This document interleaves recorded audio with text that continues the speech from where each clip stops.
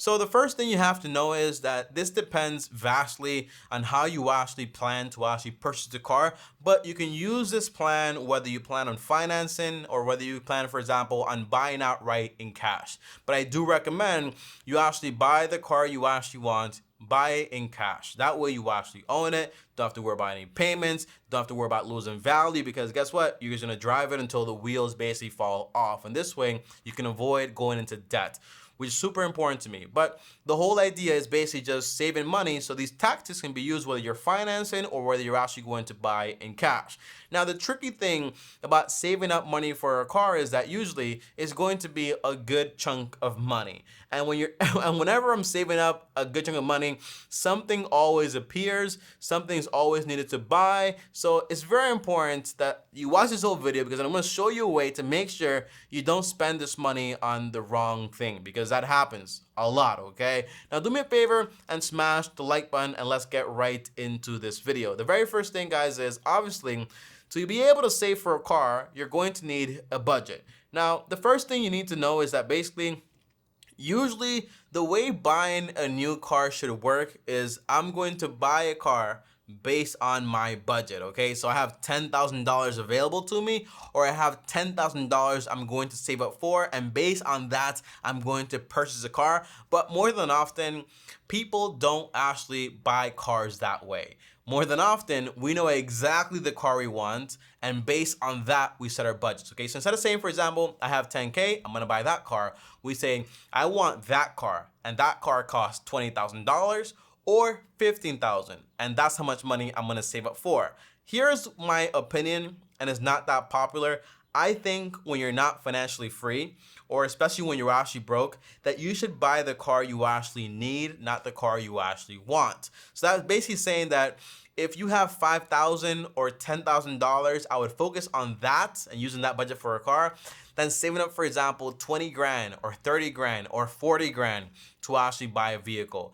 It's just not the smartest thing, okay? And the lower the cost of the car, the faster you can save up that money, and the faster you're able to start investing and doing everything else that you actually need to actually do. I think I have something in my eye. But a simple budget would be basically know what your income is and know what your expenses are. So if you are making $4,000 a month and you spend $3,000, the answer is you have $1,000 left. That sounds simple enough, but I would recommend you actually get a real budget. I have a video coming out on how to actually save 50% of your income, but the general idea is going to be look at your shelter costs, utilities, your groceries, and transportation, and know how much you're spending on that, and then basically know how much money is left over.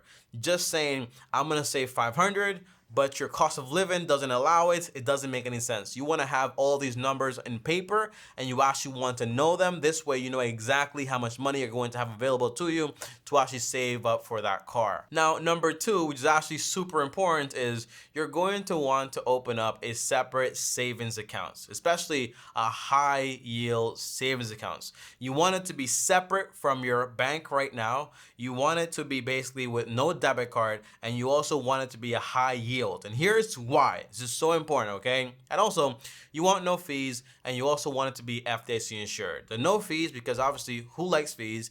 And this is insured because obviously you want to have your money insured in a big bank, okay? Now, here's the idea, all right? When you set this money aside and it's separate, well, you know this money is for something else. When there's no debit card, you can't just spend the money and transfer it over, all right? That's super important. And if it's a high yield savings, you're going to get competitive rates, so you're not just losing all your money to inflation while you're trying to save up for a new car. That's the idea. This helps me out a lot, because whenever I have, for example, money in my normal check-ins, all of a sudden, I'm transferring money over to the debit card side and spending it, okay? So having that money separate with no debit card is going to help you out a ton, okay? Especially because once you have a debit card, you can just grab those numbers, plug it in online, transfer the money, and just buy something else, okay? So you don't want to do that. Now, the third thing you actually want to do is you want to know the exact price of the vehicle. Tommy, it costs 20 grand, costs 15 grand. No, it sounds like that's simple, right? But that's usually not going to be the walk out of the dealer price, okay? Or buy the car like from a third party, all right? You want to know exactly the whole cost of the vehicle. So you want to know what the registration is going to cost in your state. You want to know what the sales taxes are actually going to be, and also what the documentation, the doc fee, is actually going to be from the dealership. On top of that, you also want to know all the fees that you don't need to pay. I'm going to plug a link in the description down below to watch a video on fees you don't want to pay a dealership that are just like scammy fees that are BS and you actually don't need whatsoever, okay? But the idea is know the full price of the vehicle. So for example, I want to buy a car. It costs $10,000. I finally saved $10,000. Turns out that once you actually calculate the sales tax, the registration, and the doc fee, is more like $12,000. I don't have $2,000 extra, right? Because I've been saving up for so long. The answer is know all the costs associated with the vehicle. Okay, you can do this by calling a dealer, getting like an estimate, or for example, just looking up online your sales tax for your state, and also for example registration fee. If you buy from a third party, you don't have to really worry about the doc fee, okay? The doc fee is like something that's not really necessary, but usually they want to charge it to you. A way to avoid the doc fee from a dealership, I learned, is that basically they can't take it off because they charge it to everybody. So if they take it off, it would be discrimination and they get sued. So what they can do is just deduct the doc fee, or the doc fee. I'm saying duck like it's a duck, okay, quack, quack. But the doc fee, they can deduct it from the price of the vehicle. This way, you still have the doc fee, but it's been deducted from the price of the vehicle, okay? And also, don't tell a dealership you're going to pay cash, because usually that gets you in trouble, potentially.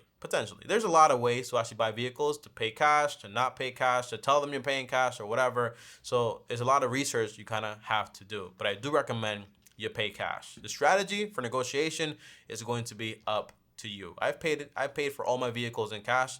I let them know I was paying in cash, and I was able to negotiate on them because of that fact, okay? Now, number 3 or number 4, guys, is I really recommend that you actually research the car you want, the model, and the trim, and also the year. And here's why, okay? So the car I actually want and I want to save up for is going to be a Toyota Tacoma, like 2020, 2019. The car is worth about like $31,000 if I buy like a TRD Pro or like a TRD like off-road. Again, trims, okay? You have like the SR5 trim, and then you have, for example, I think the sport trim, okay? Like the TRD sport trim.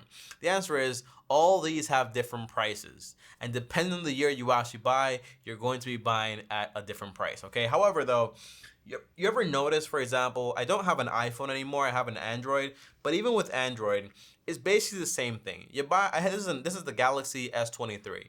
If you look at the Galaxy S22 or the S21 or the S20, you're not going to see big leaps in technology or like big leaps in like a brand new feature. Like it's just like little incremental improvements they actually make. So when you're going to be buying a car, for example, consider the year you're actually buying the car. So not the year of the purchase, but basically the year of the model of the car. So instead of buying, for example, like a 2024 vehicle, because that's like the latest one and it's like the best one, don't believe the hype.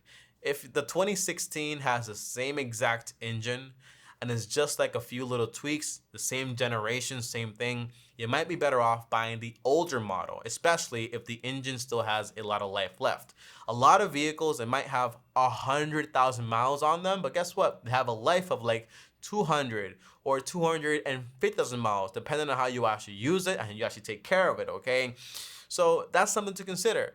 You know, when I was looking into a car, I could pay $40,000 for like the latest one, or I can pay like 30 grand or like 25 grand for like a model that's like 5 or 4 years old. It makes a big difference. On top of that, look at the trims, okay? So one thing I like about the Toyota Tacoma TRD Pro is the grille. It says Toyota spelled out. It's so stupid, but I just like it so much, okay? But the idea is that basically that grill costs like $300. And if I buy like a Chinese one that's basically fake, it cost me like $100. So boom, I can basically just get the standard trim, put that grill on it, and boom, I get exactly what I like about the trim, okay? So there's a lot of things you can just modify in a vehicle to make it look the way you actually want to, okay? Now, why is this so important? Because it could mean the difference between you spending $20,000 in a vehicle and you spending, for example, $10,000 in a vehicle, okay? There's a massive difference, okay? So consider that. because it could also save you a lot of money and also a lot of time, because it's going to save you, it's going to take you like a lot longer to save 20K than it would to save 10K, obviously. All right, so guys, that's basically it for this video. Do me a favor though and comment down below exactly what the car that you actually want to buy is, and is this the car you need or is this the car you want? Highly recommend buy the car you need when you're not financially free, and buy the car you want when you're actually financially free and you can afford to actually buy it. That's the idea. Thanks for watching, guys. Like, subscribe, and peace out. Long Term Team out.